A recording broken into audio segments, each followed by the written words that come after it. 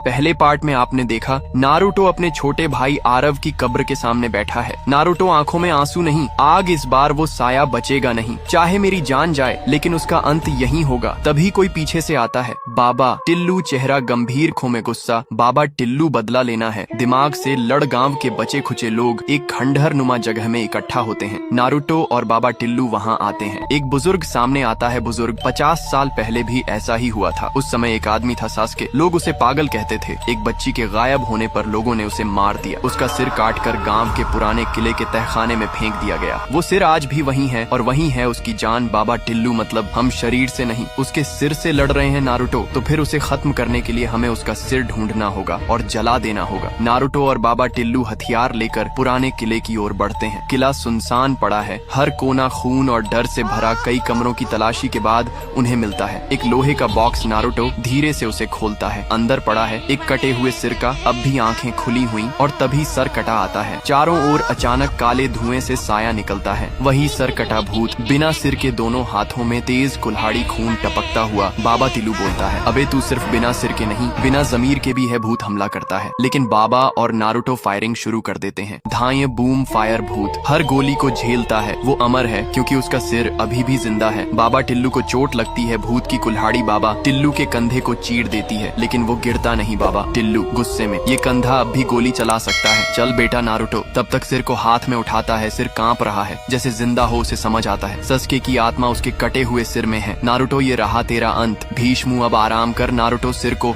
Fire grenade से जलाने वाला होता है। तभी सस्के की आत्मा की गूंजती हुई आवाज आती है, मैं निर्दोष था, उन्होंने मुझे मारा, मुझे इंसाफ चाहिए था, सिर्फ इंसाफ। तू निर्दोष था, पर अब तू कातिल बन गया है। अब तुझे मुक्ति नहीं, अंत मिलेगा। वो सिर पर फायर ग्रेनेड फेंकता है। सिर जलने लगता है, पूरा किला कांपने लगता है। भूत तड़पता है, चीखता है और फिर हवा में उड़ जाता है। गाँव में पहली बार चिड़ियों की आवाज सुनाई देती है। न कोई दस्तक, ना कोई लाश। लोग नारुतो और बाबा टिल्लू को घेरे खड़े होते हैं। बाबा टिल्लू भूत नहीं, उसकी पूरी कहानी खत्म हुई और अब कोई डर नहीं। 2 महीने बाद नारुतो अब गांव छोड़ने वाला है। बाबा टिल्लू अब गांव का रक्षक बन चुका है। रात के 12 बजे ठक ठक ठक ठक एक घर के दरवाजे पर फिर दस्तक होती है। एक बच्चा बाहर आता है, कोई नहीं, लेकिन कोने में खड़ी एक लड़की दिखती है। बिखरे बाल, काली आंखें, होठों पर मुस्कान। लड़की धीरे से, सस्के तो निर्दोष था पर मैं नहीं। पार्ट 3 के लिए कॉमेंट कर